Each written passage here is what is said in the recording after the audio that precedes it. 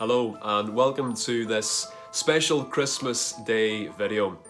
I want to take the opportunity just to wish each and every one of you as a congregation in Larne Free Presbyterian Church and whoever else happens to be watching in, I want to wish you a very happy and blessed Christmas Day. Albeit a very unusual and strange Christmas, perhaps by now. Under usual circumstances, you are getting ready to go and visit loved ones or friends, or perhaps usually you would have a long journey behind you as you have traveled to go and visit family and friends. But not this year, and that's because of the coronavirus. I know for some of you in our congregation, you're isolating. Some of you are unwell and therefore unable to get out and about. I know for some of you, you have family who live across the water and they haven't been able to come and visit you, and you haven't been able to go and visit them. I'm thinking about some of our missionaries out in the mission field right now, and they are still on the field because they haven't been able to come back due to restrictions. And then of course some of you have loved ones who are in nursing homes and you're unable to even go and visit them on Christmas Day because of lockdown and necessary restrictions. And probably there has never been a year where you have needed some degree of fellowship and friendship more than this year because of all the circumstances and hardships that we've been through, and yet it simply is not possible this year. Again, in other circumstances, some of you have lost loved ones.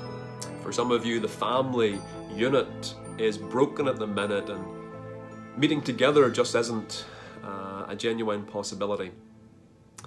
Historically, Christmas has always been an ecclesiastical event. There's always been a church celebration where people would come into God's house and they would focus very much upon the incarnation. That's up until the Victorian era, where there was a very clear shift, and Christmas Day became more of a family event, where families would meet together and purposely do so year on year to celebrate Christmas, as well as going to God's house. And that's the tradition that we're used to in our day and age. And that's what makes the inability to meet with family all the more frustrating, and for some of you, I know it brings deep and great sadness.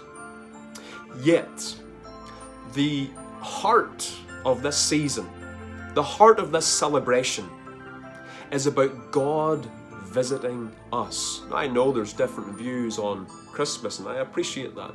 But for those of us who are believers, at the heart of this is the fact that Christ came into the world and visited us. That's alluded to in the book of Psalms. Psalm 8 and the verse 3, it says, "When I consider the heavens, the works of thy fingers, the moon and the stars which thou hast ordained, what is man that thou art mindful of him, and the Son of Man that thou visitest him?" Is that wee word visit there? Visitest him. You see, God the Son visited us in the incarnation.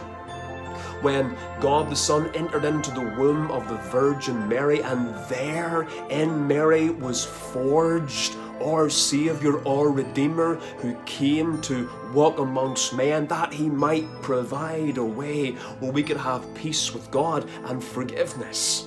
That's the gospel, and that's why Christ came.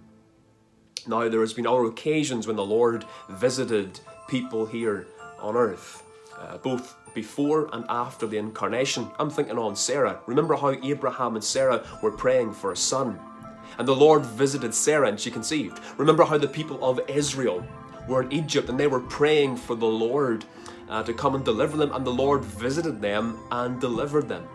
Let me take you to a couple of other Psalms here really briefly. The Psalm 80 and the verse 14. And it says here, "Return, we beseech thee, O God of hosts, look down from heaven and behold and visit this vine." That's a prayer from the church. It's a prayer that God would visit us with revival.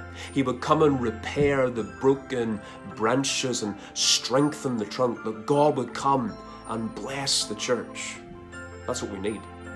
But perhaps, someone's watching this and you're not saved. You don't know the Lord. If that's the case, Psalm 106 is definitely for you. And the verse number 4, Psalm 106 and the verse 4, remember me, O Lord, with the favour that thou bearest unto thy people. O visit me with thy salvation. Visit me with thy salvation. And at this Christmas time, you're perhaps so aware that you need to get right with God. And you know what it is to sin and to break God's law, and it frustrates you. Here's the answer. You're praying for the Lord to visit you, to come right into your life and to save you and change you. The Lord visited us at the incarnation. That was the great visitation, and that's what this book tells us about.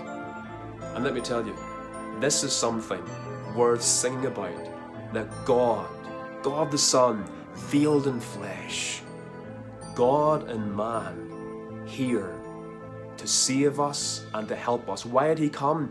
Well, why do we visit people? So often it's out of an interest in them, it's out of compassion, it's out of care, and there is no doubt that's why the Lord came. Out of compassion, out of interest, out of care. And so I want to encourage you today to remember this is the heart of this celebration, that God came and visited us. We may not be able to visit family the way we would like to, but that doesn't take away from the fact that God the Son visited us that we might be saved. Thank you so much for watching, and may the Lord both bless and encourage you. Amen.